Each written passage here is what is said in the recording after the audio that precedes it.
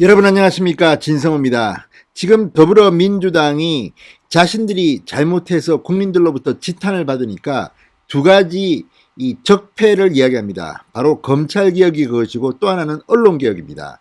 지금 친문 강성 지지자들은 언론개혁, 검찰개혁만 이야기합니다. 자기들이 뭘 잘못하고 있는지는 모릅니다. 언론이 비판하면 언론이 오보를 냈다고 욕을 합니다. 이러니 민주당이 다음 정권에서는 교체가 될 수밖에 없는 겁니다. 자, 지금 민주당이 언론개혁이라는 미명하에 입법화를 시도하고 있습니다. 그런데 이게 기자들에게는 설득력이 없는 모양입니다. 민주당 출입 기자들이 반란을 일으켰습니다.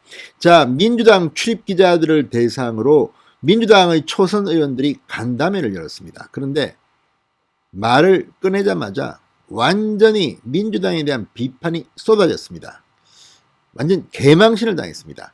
자, 지금 민주당 뭐 5번이 뭐니 하는데 니들 전화 걸면 받지도 않고 5번이 뭐니 하는데 그걸 누가 정하느냐. 어떤 경우는 오보가 나중에 진짜 뉴스가 되는 경우도 있고 그 반대도 있다. 지금 니들 뭐 하는 거냐. 이런 취지의 발언들이 쏟아졌다고 합니다. 진성호의 융단 폭격 시작합니다. 더불어민주당을 융단 폭격합니다. 방송에 앞서 아직 진성호 방송의 구독자가 아니신 분들은 붉은색 구독 버튼 눌러주십시오. 더 좋은 방송으로 보답하겠습니다. 자, 문재인 정권은 이 사법부와 언론까지 장악했다는 비판을 들어봤습니다. 그래서 독재 정권이라는 욕도 먹었습니다. 그런데 정말 이 야당 쪽 입장에서는 정말 기가 막힌 일입니다. 언론이 자기들을 잘 써주지 않는다는 겁니다. 그래서 뭐 포털도 뒤집고 뭐 언론에 대해서 징벌적 손해배상도 청구하고 아무튼 무지막지한 반독재 언론 자유를 탄압하는 입법을 지금 준비 중인 모양입니다. 그런데 이 과정에서 오영환, 이소영, 장경태, 장철민 그리고 전용기 등 민주당 초선 의원 5인으로 구성된 천춘민주 의원들이 3일 저녁 더 나은 저널리즘을 위한 기자간담회를 열었습니다.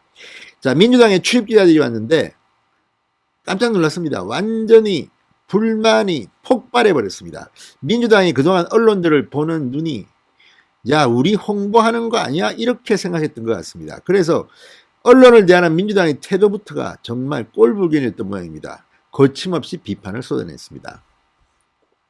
자, 이 자리에서 언론개혁 입법 추진 배경을 쭉 설명했습니다. 그런데 정작 기자들이 입을 열면서 완전히 분위기가 싸늘해졌습니다. 자, 최유빈 매일경제 기자, 민주당에서 징벌적 손해배상제를 주력으로 하고 있는데 쿠팡의 사례를 보면 언론에 줄소송을 했다. 자신들이 노동자를 상대로 압박한 적이 없다면서 그렇게 쓴 언론 보도가 오보라면서 기자를 상대로 손배를 청구하니 취재하기 어려워진 상황이다. 자, 징벌적 손배제를 하게 되면 그 규모가 지금보다 훨씬 더 큰 규모로 이루어질 텐데 그러면 대기업 취재가 어려워진다. 기자 개인에게 걸려오는 소송을 막을 수 있느냐 고민하는 방안은 없느냐 이렇게 반문했습니다. 그러니까 이 법을 하게 되면 일반 서민 국민들은 이런 거 안 합니다. 대기업이나 힘 있는 자 특히 민주당 청와대가 하겠죠. 아무튼 이 자들은 권력을 가진 놈들이 다 합니다. 이런 것들입니다. 자, 한 기자는 소송에 이미 많이 시달리고 있다. 기자 개인의 소송을 걸어 재가를 물리게 하려고 소송을 거는데 그러면 그 기자는 피곤해지고 취재질을 잃게 된다.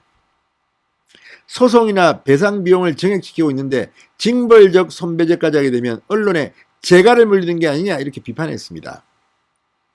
자, 강청원 SBS 기자는 언론 보도로 인한 피해가 큰 경우가 있을 수 있지만 대부분 소송을 거는 사람은 돈 없고 힘 없는 사람들이 아니라 돈 있고 힘 있고 여유 있는 사람이다 이렇게 말했습니다. 자, 어쨌든 이런 걸 보면 기자들이 더 똑똑합니다. 송정은 문화일보 기자는 이 악의적인 기사라는 말을 많이 하는데 그 의도성을 어떻게 가려낼 수 있을지 궁금하다. 이 법안을 이용해 언론 자유를 제한하는 것을 어떻게 보완할지 고민해달라. 실제로 그렇습니다. 아니, 악의적인 기사, 민주당이 느끼기에 우리한테 악의적이다 그러면 악의적인 기사가 됩니까? 누가 이걸 판단합니까? 가짜뉴스? 문재인 대통령이 더 많이 가짜뉴스를 남발합니다. 이거 어떻게 처벌합니까? 민주당은 또 어떻습니까? 가짜뉴스 엄청나게 퍼붓지 않았습니까? 이래놓고 본인들은 입만 열면 가짜뉴스의 폐해가 심각하고 뭐니. 아무튼 청와대 대변인부터가 고민정 때 제가 여러 번 지적했지만 경제통계도 엉터리로 내고 아무튼 가짜뉴스 남발했습니다. 이래 놓고도 이들은 이거 오히려 가짜뉴스 소송하면 더 걸릴 겁니다. 기자들이 지금 열 엄청 받아 있습니다. 자, 민주당이 언론에 대한 불신과 피해의식이 크고 소통에 문제가 있다는 취지의 지적도 많이 남았습니다. 최수연 채널A 기자. 자, 정치부에서 나오는 기사는 말로 인해 기사가 만들어지는 곳이어서 오보로 규정하는 것은 아닌 것 같아. 오보의 규정이 뭔지도 잘 모르겠고 징벌적 손해배상제를 한다면 회사에 부담을 지우는 제도다. 체험상 오보가 아닌데 당에서 오보라고 문자를 보낸 경우가 많은 것 같아. 이렇게 비판했습니다. 강청완 SBS 기자도 일부 사례에 의해 기자 전체가 기레기로 매도된다. 언론개혁을 원하지만 공하게 느껴지는 이유는 원래 권력과 언론의 관계는 불편할 수밖에 없다. 그런데 언론을 성가신 대상으로 여기고 혼내주는 방향으로 나타난다. 이렇게 비판했습니다. 그렇습니다. 저도 기자를 했지만 언론의 길과 권력의 길은 정반대입니다. 권력을 비판하지 않는 언론은 죽은 언론입니다. 진보가 정권을 잡든 보수가 정권을 잡든 잘못하는 것은 비판하는 게 언론입니다. 지금 청와대는 언론을 마치 우리 편, 우리 홍보 수단으로 생각하는 건지 홍보 도구로 생각하는 건지 참으로 이들의 생각부터가 전근대적이라는 생각이 듭니다. 자, 어쨌든 뭐 여러 가지 비판들이 막 나오고 있습니다. 자, 이 강민경 연합뉴스 기자는 이렇게 말했습니다. 5번이 뭐니 하며 항의도 하지만 그만큼 당에서 현장 기자, 정치부 기자들에게 터놓고 이야기하는 경우가 적다. 유리하지 않으면 전화를 안 받는다. 당에 안 좋은 이야기가 나오면 오보라고 하면서 언론개혁과 연결해 생각하기도 한다. 이렇게 비판했습니다. 이게 본질입니다.